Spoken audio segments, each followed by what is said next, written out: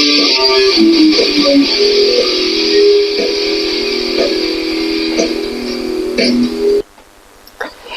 everyone, welcome to Logan's Mosh Pit. Glad to have you here. Do me a favor and please subscribe if you haven't already. I know what you need, some more rock and read. Today we'll pick up where we left off with Chapter 3 of No Regrets by Ace Frehley from Kiss. Chapter 3 is called Ladies' Man. Here we go. When it came to school, I was always a bit of a square peg, forever trying or not trying to fit in where I knew I didn't belong. I just couldn't seem to work up much enthusiasm over academic pursuits. I probably didn't even belong in a traditional classroom setting. I would have been better off at a school that catered to kids with more creative interests, like art and music. During my school days, there were only a few interesting teachers that got my creative juices flowing, so I spent a lot of time figuring out creative ways to avoid going to school in the first place. As a result, I went to 3 high schools in 4 years. Got bounced from the first 2, dropped out of the third. I started out at Our Savior Lutheran, the next natural stop in the education chain for kids who went to Grace Lutheran Elementary School. But I hated it from the beginning. Within a few weeks, I was cutting classes. Then I began cutting entire days. Got away with it for a while, too. The trick was that you had to show up for school in the morning, and then you could sneak out. One day, though, I deliberately missed the bus and went off to hang out with some of my buddies. Unfortunately, I had neglected to tell my brother Charlie what I had planned. Charlie was a straight arrow, driven to do well in school, and like a lot of older siblings, prone to worrying about his little brother. So when he got to lunch that day and couldn't find me, he became really nervous. It wasn't like he was trying to get me in trouble. He was legitimately concerned that something bad had happened to me. So he went to the principal's office and told them I wasn't sick and asked them to find me. Which they did. By the end of the day, I was sitting in the principal's office with my mother, enduring a verbal reprimand. "You know, Paul," the principal said, "you have to take your high school years more seriously if you want to make something out of your life." "Yes, sir." He gave me a stern look. "If this sort of behavior continues, we'll have to let you go." Let you go? It sounded less like a threat than a reward. Needless to say, it did continue, and they did let me go. I didn't care. I hated Our Savior Lutheran. I had to take 2 different buses to get there, couldn't stand the uniforms, and found myself drowning in discipline the moment I arrived each morning. By the time I was a freshman in high school, I had had my fill of parochial education. For some reason, I had this idea that if I could just transfer to the public high school in my neighborhood, DeWitt Clinton, everything would be better. So, that's what I did. The culture shock was immediate and overwhelming. I had no clue as to how public schools worked. For 9 years, I had attended nothing but parochial schools, and while I found them to be generally stifling and unsupportive, there was a certain level of comfort that comes with familiarity. Both Grace Lutheran School and Our Savior Lutheran High School were small and intimate. You couldn't help but know almost everyone in your grade, as well as most of the faculty. DeWitt Clinton? This place was like a metropolis by comparison, with a student body of more than 4,000, including every high school stereotype you can imagine. It was a monument to Darwinism. You figured out a way to fit in and survive, or you were chewed up and spit out. Fortunately, I already had a few friends at Clinton, which helped ease the transition. Clinton was also where I started hanging out more with musicians than with gang members. But I split time between the 2 factions for a while. Sometimes I think I would have made a good diplomat. I've always been pretty good at finessing situations, of playing the role of peacemaker rather than instigator. This was true even many years later in Kiss. I could handle myself in a fight, but I rarely went looking for a confrontation. I preferred the path of least resistance. More than anything else, I wanted to have a good time. Just as they had at Our Savior Lutheran, classes at DeWitt Clinton had a way of interfering with my prime directive, and before long, I was on a first-name basis with everyone in the principal's office. One day, I decided to cut school. In itself, this was nothing out of the ordinary. I did it all the time. Usually I just hang out with friends, smoke, have a few beers, play my guitar, harmless, lazy, aimless. On this particular day, however, there was a purpose attached to my truancy. I don't remember the precise date, but it was somewhere between March 25th and April 2nd, 1967. During that week, the legendary New York disc jockey Murray the K promoted a series of day-long concerts at the RKO 58th Street Theater in Manhattan. Murray the K presents music in the fifth dimension.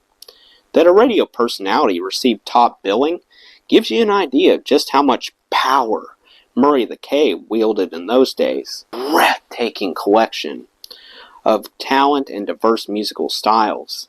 Headlining the event, if the posters were to be believed, were Mitch Ryder and Wilson Pickett. These were the biggest draws. Ryder, newly solo and playing without the Detroit Wheels, and Pickett, one of the all-time great soul singers. And that was just the beginning. If you look at that poster now, it reads like a who's who of rock and roll greats. Simon and Garfunkel, the Young Rascals, Phil Ochs, the Blues Project featuring Al Kooper, and the two bands I most wanted to see, The Who and The Cream. Yeah, that's right, The Cream. That's the way they were advertised. For a week straight, these guys tore up the RKO, turning a Midtown movie theater into a showcase for some of the greatest musicians in rock and roll history. I had to be a part of it. Since shows started at 10 a.m. and ran pretty much all afternoon, school was out of the question. That show was a life changer for me. I was a month shy of my 16th birthday, and in the early stages of trying to form some sort of artistic identity. I love messing around with the guitar, and I played in bands with my brother and some friends. On some level, I knew that I wanted to be a professional musician, but it wasn't until that day, sitting near the front of the RKO Theater, that it all became clear to me. I wanted to be Pete Townsend. I wanted to be Eric Clapton. I wanted to be a guitar-slinging rock star. Neither Cream nor The Who had ever performed in the United States prior to the Murray the K shows. In retrospect, it was a historic event. Not that I realized it at the time. To me, it was just one of a show. I don't recall exactly how it happened, but at some point, I wound up near the stage with a few of my buddies early in the day, talking with Murray the K himself. I just walked up to him and began chatting about the show. Everyone knew Mitch Ryder at the time, but Murray was more interested in talking about The Who and Cream. These guys are going to be huge, Murray assured us. Wait and see. The Who had already released a couple albums, including My Generation, but they were still primarily a British phenomenon. Same thing with Cream, a power trio with Eric Clapton, Jack Bruce, and Ginger Baker. I was familiar with both bands, but I had no idea what I was in for that day. Watching Clapton handle the guitar so fluidly and effortlessly was mesmerizing. But what really got my attention was seeing The Who and the way they combined theatrics with incredible music and harmonies.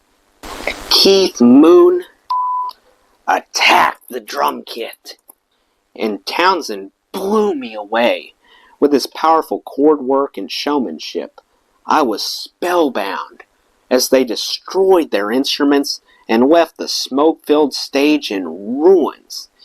It was raw, violent, and entertaining as... These guys knew how to play and sing, and they knew how to put on a show. I sat there. Actually, I'm sure I was standing, in awe of the whole experience. I had seen a lot of live music by this time, but not by any bands of this caliber. This was big-time rock and roll, and I wanted to be part of it. I wanted the whole deal. The giant amps, the special effects, the chicks screaming my name from the front row. But the funny thing is, I don't recall feeling overwhelmed by it. I don't think I ever felt like it was beyond my reach, or that I was dreaming too big. Sure, I idolized other musicians along the way, and I probably would have been too tongue-tied to speak with Pete Townsend if I had had the opportunity that day in New York. But even then, there was a little voice in the back of my head saying, "You can do this. You will do this." I never set my sights low. I've always believed most people are ruined by the limitations they put on themselves. I was never afraid to take that step, to see what I was capable of doing. Does luck play a role in success, particularly in a creative field? Sure it does. But if you don't have the balls to give it a shot, you're destined to fail. Clapton? Townsend? Those guys had talent. They also had balls. And though he wasn't nearly as well known, so did Jim McCarty, the lead guitarist for Mitch Ryder's band. Funny the way things come full circle sometimes. That show served as my introduction to big-time professional rock and roll, and it made an indelible impression.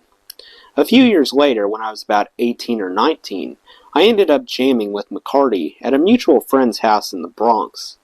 Jim was in town visiting our buddy, and they invited me over. Music was like that in the late 1960s, early 70s. Paths crossed in the weirdest ways. There were so many people starting bands and playing gigs all over the country. It was a brotherhood. Years later, decades actually, when I was out on the road with my solo project, Frehley's Comet, Jim McCarty's band was my opening act.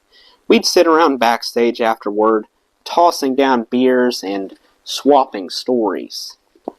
I always thought Jim was one of the most underrated American guitar players, and to be sharing a stage with him after all those years was a real trip. You just never know how things are going to turn out. Far as I could tell, there was no 3 strikes rule at DeWitt Clinton High School. By the middle of my junior year, I had already been caught skipping on multiple occasions and been suspended 2 or 3 times. What can I tell you? I was an incorrigible kid, and they were turbulent times. The Vietnam War was raging, and the music scene was changing rapidly. I'm lucky that I didn't get in a lot more trouble than I did. I wasn't a criminal, though. I was just a gigantic pain in the butt to some, albeit with a sense of style. See, by the time I was 16, I had traded in my leather jackets and jeans for knee-high boots and ruffled shirts, like the guys in the Kinks or Paul Revere and the Raiders. I posed like a rock star and carried myself like a rock star, even though I hadn't yet realized the work that was involved in actually becoming a rock star. I just figured it had nothing to do with attending classes at DeWitt Clinton. So one day my friends and I got some beer and pot and hooked up with a couple chicks. Again, nothing out of the ordinary, except one of the girls was lucky to have a mother who worked every day. So the family apartment was conveniently empty. By 10 o'clock that morning, our party was in high gear. We got drunk, paired off, fooled around, and generally had a much more interesting day than we would have had at school. But the chick's mom came home from work early that day and freaked out. She caught us with our pants down and beer bottles everywhere. I zipped up my pants and ran out of the apartment with my buddy, while the chick's mom was still screaming. The next day, she called the dean of students at DeWitt Clinton. For the other kids involved, this was not a particularly serious offense, but for me, it was the straw that broke the camel's back. In addition to poor grades and a history of truancy, I was found guilty of poor judgment when it came to personal grooming. In the mid-1960s in Europe, you could wear long hair and pass it off as nothing more than a fashion statement. But in the United States of America, at this particular point in time, wearing long hair meant something else entirely. It was a political statement and threatened people in authority. To be perfectly candid, I was blissfully unaware of issues of any greater significance than how to get chicks out of their clothes. I was hardly a political dissident. Any hippie tendencies I might have exhibited were strictly a matter of convenience and lifestyle. I wanted to get laid, get drunk, get high, and play in a band. I wanted a certain look on stage, and by achieving that look, I found myself getting bundled in with the war protesters and demonstrators. "Get a haircut, Frehley," the dean would tell me. "Come on, man, it's a free country. Stop hassling me." And they did, by kicking me out of school. Now, I was 0 for 2 as a high school student, and my parents, not surprisingly, were beginning to lose their patience. Not so much my mom. I was her baby boy, and she always had a soft spot for me, no matter how disruptive a force I might have become. Moms are like that. But my father, by now, was in his 60s, and had neither the time nor the inclination to greatly encourage me to clean up my act. As I said, Dad was usually a fairly benign and quiet presence in my life, but a second expulsion nearly drove him over the edge. "Clean up your act," he said one day, "or get out of the house." "Fine," I said. "I'm out of here." It was quite a dramatic moment. I grabbed some clothes and my guitar and left the apartment, slamming the door behind me. There was just one problem. I had no place to go. I was 16 years old, with no money and no job skills. I couldn't go live with any of my friends because their parents would have tossed me out as well. Staring down the prospect of being homeless in New York, I was left with only one option: Duke's place. Duke was a black guy who lived on Burnside Avenue in the Bronx. He was, to put it mildly, something of an unsavory character, though I didn't really see it that way at the time. Duke was a musician in his early 20s and spent an unusual amount of time hanging out with high school kids. His father was the superintendent of an apartment building, and Duke had a little one-bedroom place to himself in the basement. So he was on his own, but not really on his own, since Mom and Dad were picking up the tab. I'd gotten to know him a little bit through my musical connections. Duke always wanted to be in a band, but he wasn't a musician, so his plan was to assemble a group to back him up while he manned the microphone. He couldn't pay me anything, but the offer was attractive nonetheless. "Tell you what," Duke says, "come and back me up, and I'll let you use my place whenever you want. Bring your girlfriend, have some beer, smoke some pot, whatever you feel like doing." For a kid in his teens, this wasn't a bad deal. Duke and I would play at the Veterans Hospital on Kingsbridge Road in the Bronx and entertain the sick vets. Sometimes it would just be the two of us, me on guitar and Duke singing. Other times we'd get a bass or rhythm guitar player and a drummer as well. But it was Duke's show all the way. He was such a character. The guy was built like Hercules, and yet he'd move around like Mick Jagger. After the show, we'd go back to Duke's house and drink beer and hang out. The fridge was always filled, which was a bonus when he skipped school and brought a girl over. Needless to say, the entire arrangement demonstrated incredibly bad judgment on Duke's part, and I suppose it was just a matter of time before it blew up in his face. The cops busted a party at Duke's apartment and pulled us all in for questioning. I can still remember seeing the father of one of the girls getting into a fight with Duke at the police station, screaming at him, "You leave my daughter alone or I'll kill you." The cops kept us there for hours, questioning all of us about Dookie and our relationship with him. They seemed less concerned about whether he had provided alcohol to minors than with the nature of his friendship with a bunch of teenagers. Duke was nuts, though, completely off the hook. If he was frightened by his brush with the cops, you never would have known it. The party went on, with plenty of alcohol and girls. Eventually, Duke disappeared from the neighborhood. I heard he was in prison, serving time for exactly the type of behavior that had gotten him into trouble in the past. By this time, though, I had long since parted company with Duke. I lived with him for less than a month, after which I made peace with my parents and moved back into their home. Truth is, they were worried sick about me, and from that point on, we coexisted in relative tranquility. By that I mean, Mom and Dad stopped hassling me about my budding rock and roll lifestyle, and I tried not to give them too much cause for concern. On some level, I think, they realized I wasn't a bad kid. I just wasn't the kid they wanted me to be. What shocked them the most was how much success I had with girls. I usually had multiple girlfriends. My father, of course, didn't get it at all.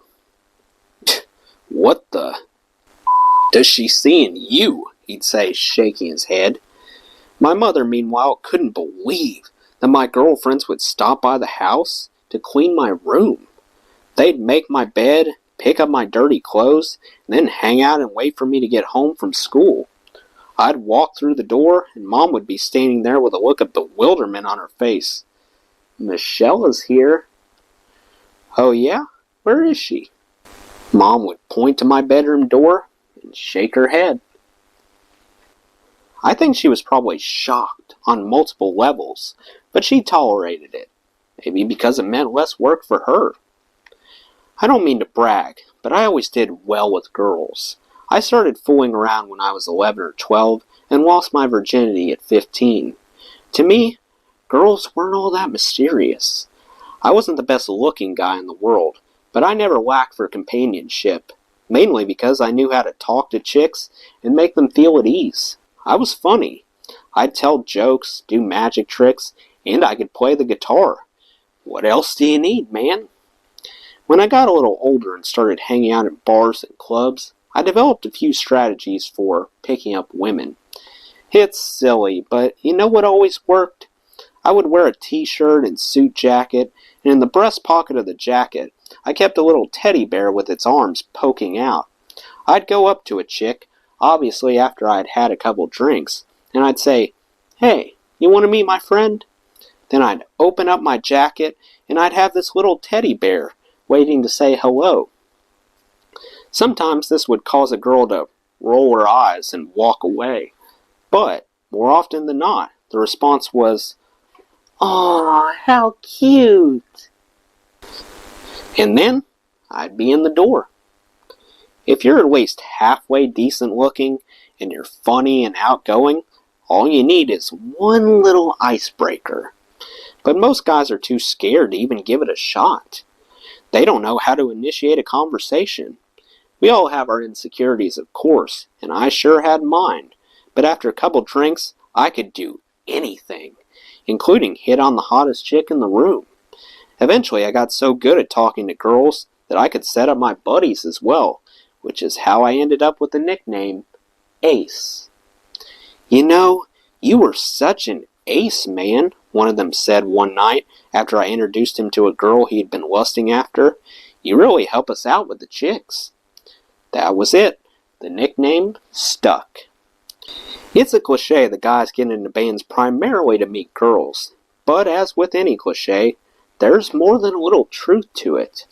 The first time I played a church dance when I was 14 years old, girls gathered around the stage, staring at me and the other guys in the band. It had nothing to do with me, really, and everything to do with the fact that I was up there on stage, playing the guitar. Girls were drawn to it, like bees to nectar. They couldn't help themselves. Sometimes you didn't even need the guitar. You simply had to act the part. I was about 16 or 17 when I was hanging out one day with some friends near Fordham University. It was a busy weekend afternoon, with lots of people milling about, including tons of pretty girls. I was wearing my ruffled shirt and jeans tucked into knee-high boots. My hair was shoulder length, the Rockstar look. "Hey, do me a favor," I said to one of my friends. "I'm going to go over near that group of girls, and I want you to walk up to me and ask me for my autograph." My buddy played it beautifully, just walked into the crowd and thrust a pen and paper in front of me. "Oh man, thanks! I love your records!" Within seconds, I was surrounded by pretty girls. They flirted, vied for attention, and coyly tried to figure out exactly who I was, this rock and roll star in their minds. It was intoxicating, and it was so easy.